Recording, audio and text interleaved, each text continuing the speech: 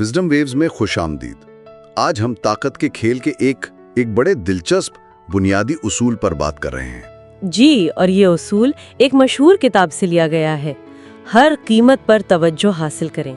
सुनने में तो बड़ा सीधा लगता है ना? हाँ बिल्कुल, लेकिन इसमें गहराई है। तो बुनियादी नुक्ता ये है कि दुनिया ज़ाहिरी चीज़ों को देखती है, जो दिखता है वो बिकता है, कुछ ऐसा। बिल्कुल ऐसा ही। जो नजर नहीं आता समझे उसकी कोई अहमियत ही नहीं। ताकत के खेल में अगर आप नुमाया नहीं हैं तो आप खेल से बाहर हैं। भीड़ में गुम हो जाना या गुमनामी में रहना ये एक तरह से शिकस्त है। तो फिर पैगाम ये हुआ कि नुमाया रहना है जैसे तैसे भी। जी, खुद को ऐसा बनाना कि लोग नजरअंदाज ना कर सकें, चाहे ज्यादा बड़ा दिखें, ज्यादा रंगीन या शायद ज्यादा पुरस्कार। तवज्जो खींचनी है।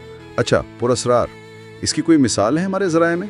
वैसे तवज्जो हासिल करने की कोई दिलचस्प कहानी? हाँ, पीटी बॉर्नम की, उनके कैरियर के बिल्कुल शुरू की बात है। एक वाकया हुआ जिससे उन्हें ये सबक मिला। अच्छा, क्या हुआ था?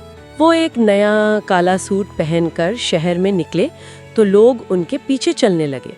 वो उन्हें गलती से कोई बदनाम जमाना पादरी रेवरेंड एवरी समझ बैठे थे। ओह, तो गलत फहमी की वजह से उन्हें तवज्जो मिल गई। जी हाँ, और बार्नम ने फौरन इससे सीखा। उन्हें अंदाजा हुआ कि तवज्जो भले वो मनफी ही क्यों ना हो, नजरअंदाज किए जाने से कहीं बेहतर है। यानी तनकीद भी ठीक है मगर गुमनामी नहीं। बिल्कुल, नजरअंदाज होना तो आपको बिल्कुल बेख्तियार कर देता है, लेकिन अगर लोग आप पर बात कर रहे हैं, आप पर तनकीद कर रहे हैं, तो कम से कम आप उनके जहनों में तो है ना। एक कहावत भी है कि नज़रअंदाज किए जाने से बेहतर है कि आप पर बहतान लगे या हमला हो। बार्नम ने यह समझ लिया कि आवामी तासुर, चाहे वो गलत फहमी पर ही मबनी क्यों ना हो, आपको खेल में रखता है। ये तो बड़ा दिलचस्प नुक्ता है कि तवज्जो खुद एक ताकत है, लेकिन क्या सिर्फ इसी तरह, मतलब खुलेआम तवज्जो हासिल की जा सकती है या कोई और तरीके भी हैं? नहीं, और भी तरीके हैं। एक बहुत ताकतवर हरबा है पुरस्कारियत का इस्तेमाल। पुरस्कारियत? जी, हमारे ज़राए में काउंट विक्टर लिस्टिक का जिक्र है। ये शख्स बड़े आला होटलों में रहता, बेहतरीन कपड़े पहनता, अच्छा, मगर बोलता बहुत कम था, बस अपने अमीर पसे मंजर के इशारे देता था, कभी पूरी कहानी नहीं सुनाता था। तो इससे क्या होता था? लोग उनके बारे में जानने के लिए बेचैन हो जाते। वो उनके करीब रहना चाहते थे, उनका राज जानना चाहते थे। ये पुरस्कारियत ये इन्हें इतना मसरूफ रखती थी कि वो समझ ही नहीं पाते थे कि लिस्टिंग उन्हें असल में धोखा दे रहा है। ओह, तो पुरस्कारियत एक तरह का पर्दा बन गई। बिल्कुल, पुरस्कारियत का नफ्सियाती असर बहुत गहरा होता है। ये आम सी चीजों को भी गैर मामूली जहानत से भरपूर दिखा सकती है। जब लोग आपको पूरी तरह समझ नहीं पाते ना, तो वो आपको ज्यादा ताकतवर, ज्यादा दिलचस्प समझने लगते हैं। लिस्टिंग की मिसाल यही दिखाती है। एक पुरस्कार शख्सियत आपको दूसरों पर एक बढ़तरी सी दे देती है। वो आपको समझने में उलझे रहते हैं, जबकि आप सूरत हाल पर काबू रखते हैं। वाह!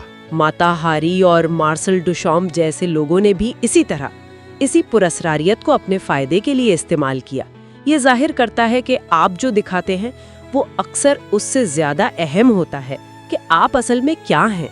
तो अगर हम इन दोनों मिसालों को देखें, बार्नम की वो बराह रास्त तवज्जो, भले मनफी ही सही, और लिस्टिंग की ये पुरस्कारियत वाली टेक्निक, इन सब का मकसद एक ही है। हाँ, मकसद बुनियादी तौर पर एक ही है, नजरअंदाज नहीं होना, ताकत के खेल में नजर आना, यादगार बनना, लोगों के जहनों पर किसी न किसी तरह छाए रहना।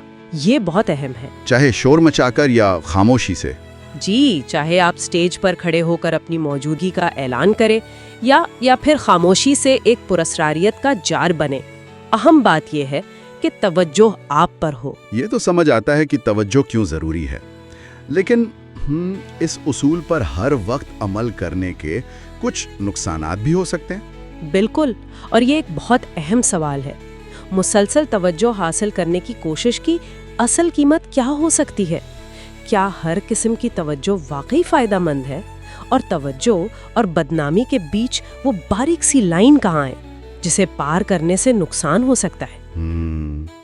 یہ واقعی سوچنے کی بات ہے۔ یہ ایک ایسا نقطہ ہے جس پر ہمارے سامعین بھی غور کر سکتے ہیں۔ بالکل۔